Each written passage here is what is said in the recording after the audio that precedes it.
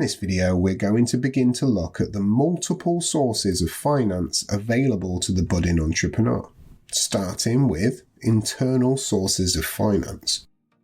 Most businesses are going to need finance when they are starting out, or to fund a project such as expanding the business, buying new equipment, taking on new staff, etc. And there are many different options available to them when they need to raise this finance.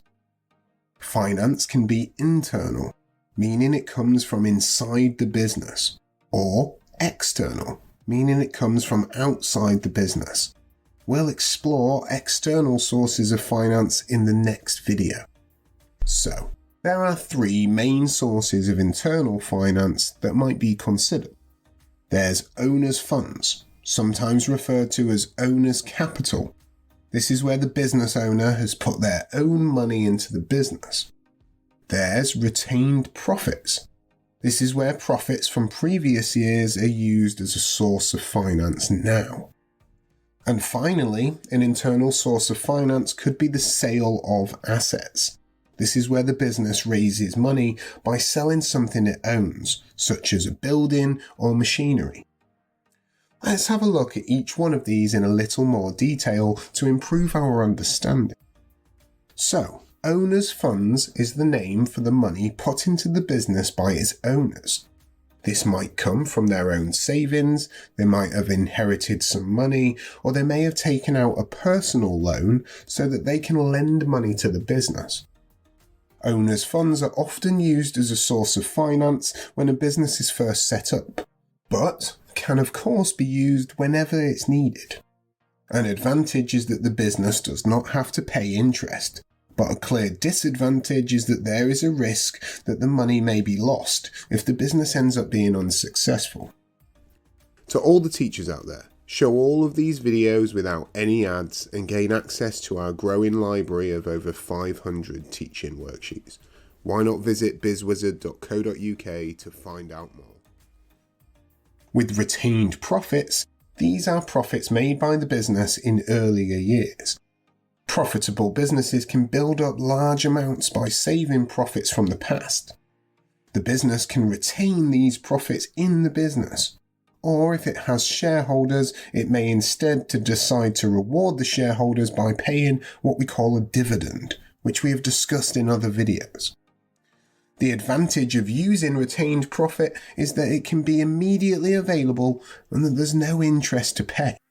One of the key disadvantages of using retained profits, at least for a private or public limited company, is that their shareholders may be disappointed.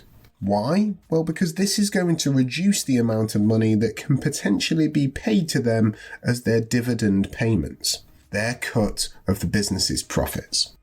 Now, the final source of funding that we will consider is the sale of assets.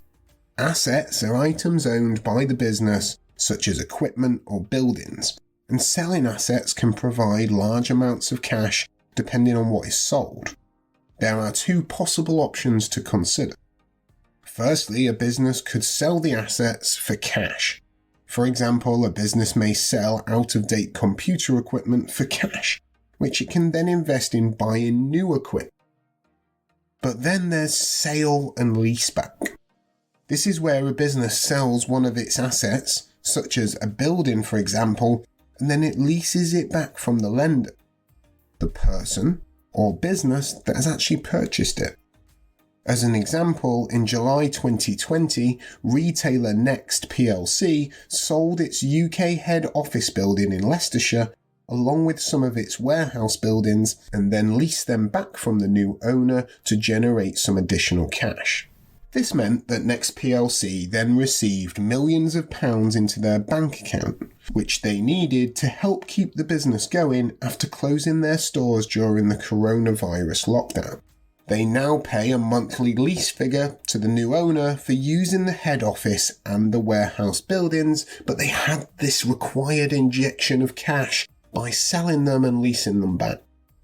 Selling assets can be a good way of freeing up cash, but the business will need to seriously consider whether it might need those assets before selling them. It will also need to weigh up the lease payments to the new owner if it does a sale and leaseback compared to the money that comes in from the sale. Bring this video and over 100 more to life with fun, interactive games, quizzes and case studies. Why not try the first 25 completely free by visiting bizwizard.co.uk. So, before we go any further, in this video we're going to meet Bryony Jones. Bryony has recently started her own social media marketing business called Instant Click Marketing after leaving her previous employer in a similar industry. Bryony is what we refer to as a sole trader, meaning she is the sole owner of the business. Having decided to go it alone, and after operating for a year with some success, she is now looking to raise £20,000 to further expand the business. She has decided to look towards internal sources of finance. Let's first take a more detailed look at the business structure Bryony has chosen compared to other types of business structures. Setting up as a sole trader means there is only one owner. That's Bryony. The business is unincorporated and it's not registered with Companies House. In the eyes of the law, there is no distinction between Bryony's assets and the business's assets. Sole traders can't issue shares in their business as they are simply not a company. Now, if another partner or more became involved in Bryony's business as an owner and it remained unincorporated, then this would be called a partnership. Like sole traders, partnerships cannot issue shares, and the partners are jointly liable for the business. When Bryony's business becomes bigger, she may decide to incorporate the business and register it as a limited company with Companies House. If she did this, Bryony's business finances would be more legally separate from her own personal finances. Limited companies have shareholders, and the founder could be the only shareholder at the start, but will usually take on new shareholders at a later stage. Now, let's look at the main sources of internal finance and consider whether they are actually suitable for Bryony. Firstly, there's owners' funds. This is the name for the money put into the business by its owners. This would be an option for Bryony, as Bryony has savings that she is prepared to invest in her business in order to make it a success. And then there's retained profits, which, as we know, are profits made by the business in earlier years. Profitable businesses can build up large amounts by saving profits, and then there's retained profits, which, as we know, are profits made by the business in earlier years. As Bryony has one successful year under her belt, she may be able to use retained profits from her first year to help finance her business growth. And let's finally consider the sale of assets. All the assets used by Bryony in her business are currently in use and are relatively small, so a sale or a leaseback arrangement just wouldn't be practical. Bryony doesn't own any buildings or any other large assets that can be sold and leased back, so this just simply isn't an option for Bryony right now. Bryony weighs up her options. She needs £20,000 to fund the growth of her business. She already knows that the sale of assets just simply isn't an option, so she rules this out straight away. Next, she considers retained profits, and she looks at her last year's sales and costs. Her sales were £35,123, and her costs were £24,567. This means that her profits last year were £10,556. As a sole trader, Bryony doesn't have any shareholders, so there are no dividends to pay, and that means that she could use her £10,556 of retained profit as internal funding for her business. But Bryony needs £20,000 in total, so she still needs to find another £9,444. Fortunately, Bryony has £15,000 of her own savings, so she decides to invest the £9,444 of owners' funds straight into the business.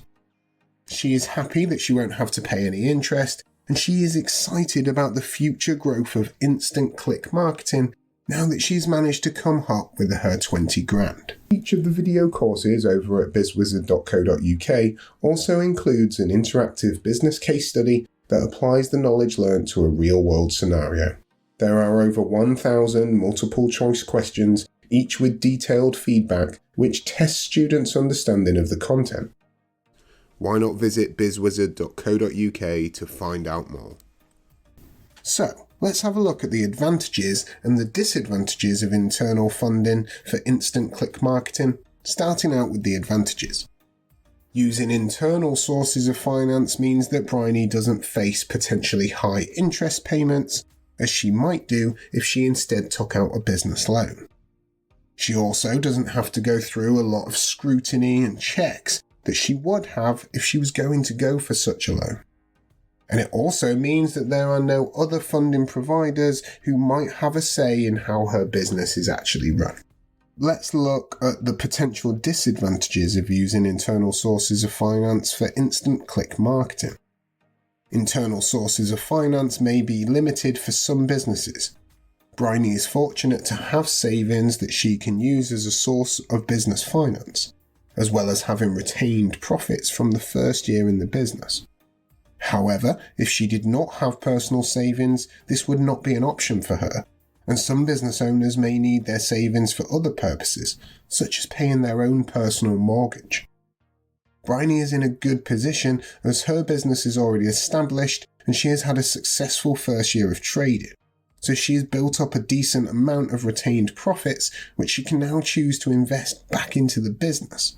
However, once she has reinvested this money, she can't then use it for other purposes. If she hadn't had such a good first year, she would simply have to look at some other options.